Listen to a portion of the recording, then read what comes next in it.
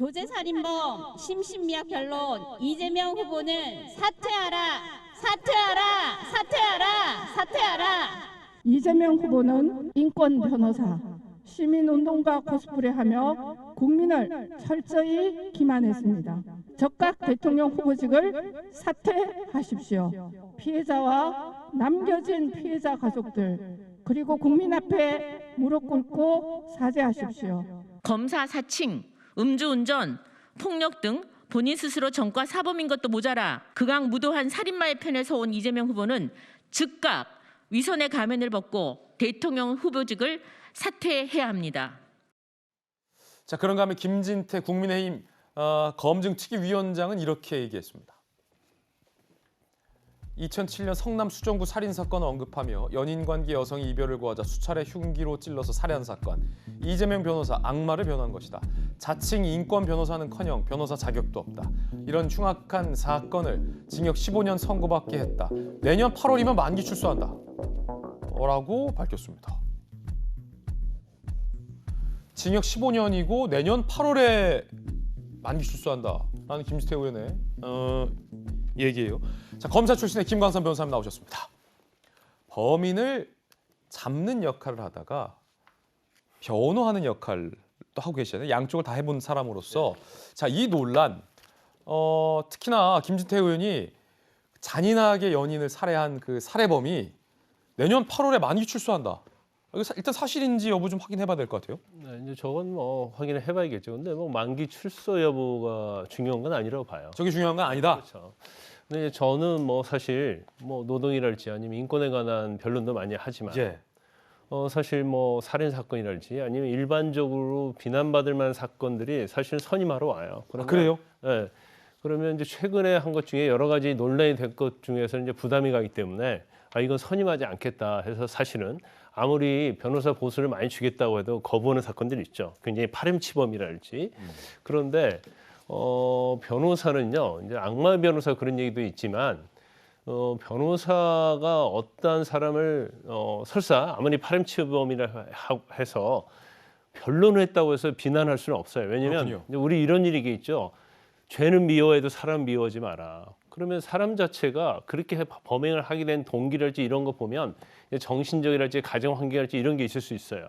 그럼 굉장히 참회를 하고 그러면 사실 변호사가 존재하는 이유는 그런 사람에 있어서도 어떤 인격, 인권을 위해서 변론을 할 수 있는 여지는 충분히 있고 그것은 이제 변호사의 가치관에 따라서 선임 여부는 뭐 본인이 결정한 거라고 보는데 지금 이재명 후보와 관련된 것은 저는 분명히 문제는 있다 이렇게 봐요. 왜 문제는 있다고 보냐면 이재명 후보가 굉장히 어려운 환경에서 인권 변호사로서 성장을 했고 어떻게 보면 성남시장을 비롯해서 이제까지 정치 가도를 달려왔던 어떤 국민의 지지를 받았던 이유 중에 하나가 인권 변호사 아니에요?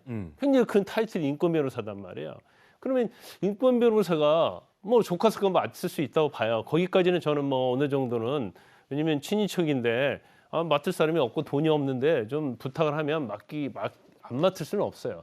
그런데 또 다른 사건을 굉장히 흉악범 사건을 맡았어요. 더군다나 국제 마피아와 관련된 조폭 사건을 맡았단 말이에요.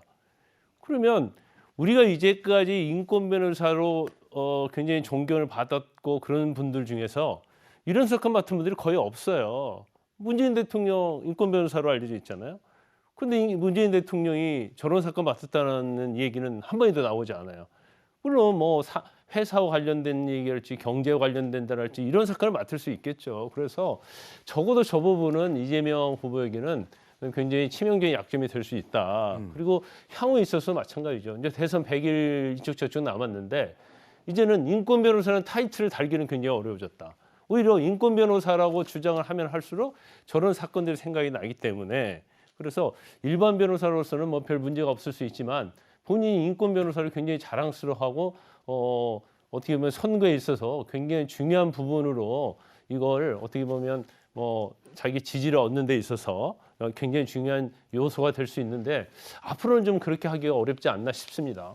김광선 변호사님의 개인적인 견해 들어봤습니다. 전대수 의원님, 김 변호사는 조금 전 더 이상 인권 변호사를 하지 말라라고 개인 견해 주셨는데 이에 대해서 어떻게 보십니까? 그러니까 이재명 후보께서 저 사건을 안 맡았으면 좋았을 것 같습니다. 아, 그렇습니까? 예. 안 맡았으면 좋았겠죠. 그러나 이미 지난 과거의 일이고, 그리고 이재명 후보가 저것을 이제 데이터 폭력으로 표현한 부분에 대해서는 명백하게 사과를 했습니다. 앞으로도 어떤 발언할 기회가 있다면 두 번, 세 번 저는 사과를 해야 된다고 생각을 합니다. 다만 이제 지금 윤리상 변호사는 의뢰인이 오게 되면 당연히 이제 법률적 조력을 해줘야 되는 것이죠. 그 행위 자체를 놓고 예를 들면 이재명 후보에게 살인자 집안 출신이다 또는 악마 변호사다 이렇게 하는 것은 변호사에게 변호사법에 의해 가지고 변호사에게 요구되는 지금 윤리조차 하지 말라는 이야기거든요. 그러한 비판은 좀 과도한데 어떻든 저런 일이 없었으면 하는 그런 아쉬움은 있고 추후에라도 자리와 계기가 좀 마련이 된다면 두 번, 세 번 다시 한번 사과할 필요는 있다 이렇게 말씀을 드리고요. 다만 이제 의료법상 의사들은 범죄자든 뭐 국적 인종 뭐 이런 것들 불문하고 이제 환자를 치료해야 되듯이 변호사도 마찬가지로 지금 윤리상 요구되는 그런 의무 사항이 있습니다. 이런 것까지 이제 너무 해서 이제 살인자 집안 이렇게까지 비판하는 것은 과도하다는 생각이 들고 조금 더 이제 기회가 주어진다면 좀 사과도 하고 용서도 구하는 그런 이제 행보를 보일 것으로 그렇게 기대를 하고 있습니다. 야당에서는 이재명 후보가 연희 살해 사건의 피해자 유가족에게 사과를 해야 한다라고 주장하고 있던데 이에 대해서는 어떻게 보십니까? 뭐 이미 사과를 했고요. 저는 필요하다면 더 해야 된다고 생각을 합니다. 그리고 분명히 이제 그 가족들이 겪었을 슬픔 그리고 사실은 이제 평생 살아가면서 그게 지워지겠습니까? 그런 측면에서 사과는 많이 하면 할수록 좋다. 그리고 진정성을 담아서 사과해야 될 필요가 있다. 이렇게 생각을 하고 다만 이제 대선 후보다 보니까 이것을 뭐 개인의 어떤 폭력적 성향 또는 뭐 이게 뭐 살인자 가족이다 이렇게 하는 것은 좀 이게 이 정치적 공격처럼 비칠 우려가 있고 다만 그 피해자 가족에 대해서는 다시 한번 말씀을 드리지만 기회와 계기가 주어진다면 두 차례 세 차례 그분들의 마음이 풀릴 때까지 사과하는 그런 필요성은 좀 있어 보입니다. 이 논란과 관련된 민주당 의원들과 민주당 관계자들의 이야기도 준비되어 있습니다. 들어보시죠. 마치 사건과 연관이 있는 것처럼 또 지방과 출신을 싸잡아서 공격하는 건 매우 저는 비열한 행태의 공격이다. 살인자가 뭐 어떤 범죄 현장에서 체포가 됐어요. 근데 그 사람이 치명상을 입었습니다. 병원에 가면 의사가 치료를 해주게 돼 있어요. 근데 그 의사가 나중에 정치를 하게 됐다고 생각해 보세요. 저 사람 살인자를 살려준 의사다. 살인 의사라고 할 겁니까? 집안의 친조카가 뭔 사건을 저질렀으니 대통령이 부적합하다. 이런 연좌제가 어디 있습니까, 세상에. 민주당에서는 야당을 향해서 비판을 하고 있습니다. 그러면 의사가 살인자를 치료해주면 살인 의사냐? 이건 연좌제 하자는 거냐라는 비판 들으셨습니다. 이양수 의원님 어떻게 보십니까? 정말 전혀 맞지 않는 비유를 대면서 설명을 하고 계신데 저러면 국민들 감정이 더 안 좋아지는 거죠. 저건 의원님들이 잘못 설명하시는 거고요. 그리고 그 피해자의 가족들, 특히 아내와 딸을 잃은 그 아버지와 그다음에 눈앞에서 어머니가 칼에 찔려 돌아가시는 걸 본 자식들한테는 저건 2차 가해, 3차 가해가 되는 겁니다. 이재명 후보가 사실 그 당시에 조카잖아요. 누나의 아들이면 조카입니다. 가까운 친척이에요. 변호를 맡았어요. 제일 먼저 했어야 될 것이 유가족을 만나서 사과하고 얘 잘못했다고 정말 같이 빌고 이러는 것이 선행되었어야 되는데 그때는 변호하면서 일체 그런 게 없었어요. 그래놓고 이번에 사과한다니까 페이스북에 사과를 했습니다. 어느 국민이 이것을 진정한 사과로 보겠습니까? 이재명 후보는 변호사로서 집안의 어른으로서 잘못한 거죠. 그리고 두 번째 사건, 그건 조카가 아니고 그냥 다른 사건인데 그 사건 피해자들에 대해서는 그때도 합의문을 받아내기 위해서 돈 1,000만 원을 공탁을 합니다. 살해 당하신 분의 유족 측에서는 돈 1,000만 원 그것 때문에 공탁한 것 때문에 타나서 써달라. 어린 자식들이니까 결국은 써주게 돼요. 근데 그분들도 제대로 된 사과는 한 번도 못 받아보고 페이스북 사과만 받았습니다. 저는 이 사과가 잘못된 사과라고 봐요. 이재명의 후보의 사과가. 왜냐? 대통령 나와서 지금 표를 얻어야 되니까 어쩔 수 없이 사과를 한 거예요. 만약에 대통령 나오시지 않았고 이 문제가 불거지지 않았으면 절대 사과 안 하고 그냥 평생 지나가셨을 거예요.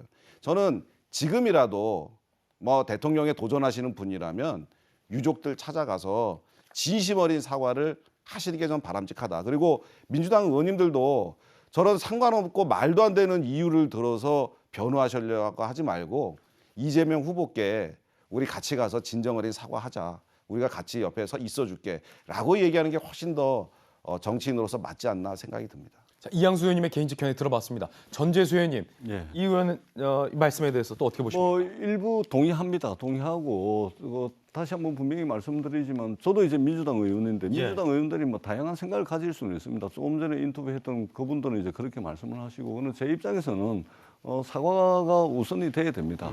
사과가 우선이 돼야 되고 다만 이제 변호사에게 요구되는 직업 윤리까지 공격하는 것은 변호사 전체 변호사들은 어떤 의뢰인이 오더라도 변론으로서 또는 그 범죄자를 위해서 유리한 주장들을 해야만 되는 것이 또 지금 윤리이기 때문에 그것까지 하는 것은 조금 나가는 것 같고요. 다만 피해자 가족들 안 일어났으면 좋았을 일입니다. 일어난 일이기 때문에 사과를 하는 것이 저는 필요하다고 생각을 합니다. 그리고 이미 페이스북 사과뿐만이 아니고 기자분들의 질의응답을 통해서 또 육성으로도 사과를 했다. 이 말씀을 드립니다. 예, 이재명 기자, 이재명 후보가 유가족을 찾아가서 사과를 해야 한다라는 야당의 주장을 이재명 후보가 받아들일 가능성도 있습니까? 글쎄요, 뭐 받아들이는 건 이재명 후보의 몫이니까. 뭐 전적으로 얘기할 수 그렇죠. 없지만 뭐 지금 전재수 의원께서도 사과는 계속 반복해야 된다. 왜냐하면 사과라는 것 자체가 피해자가 결국은 수용할 때까지 하는 게 사과인 거죠. 그런 점에서 더 사과를 해야 되고 그런 점에서 찾아갈 수도 있다는 생각이 드는데 제가 아까 전에 해명의 진정성 문제에 대해서는 충분히 말씀을 드렸고 또 이양수 의원께서 충분히 얘기를 했기 때문에 진정성 문제는 다시 얘기하지 않더라도 자 맞습니다. 그러니까 페이스북에 사과한 다음에 육성을 사과를 했습니다. 그때는 어떤 말을 하냐면 모든 피해자는 억울하다 이런 표현을 씁니다. 사실 또 역시 해명을 하면서 오히려 아니 모든 피해자가 억울하니까 그분들도 그냥 억울할 따름인 건가요? 라고 반문하게 만드는 거죠. 그런 점에서 지난번에 이재명 후보가 직접 얘기한 겁니다. 자기 스스로가 형수 욕설이라든지 대장동 특혜효과 관련해서 그러니까 해명하기보다 사과를 먼저 했어야 된다. 그런데 해명에 집중하다 보니까 오히려 계속 역공을 맞았고 그래서 지금부터 사과를 하겠다고 얘기를 했습니다. 그런데 또 새로 오게 나오면 또 해명하려고 합니다. 해명은 또 다시 놀라야 됩니다. 그러니까 그런 악순환을 반복하지 않기 위해서라도 본인 스스로가 지금 해명이 아니라 사과가 먼저구나라는 걸 알고 그런 점에서 찾아가 사과를 하든 지속적인 사과가 필요하다 이런 말씀 드리고 싶습니다.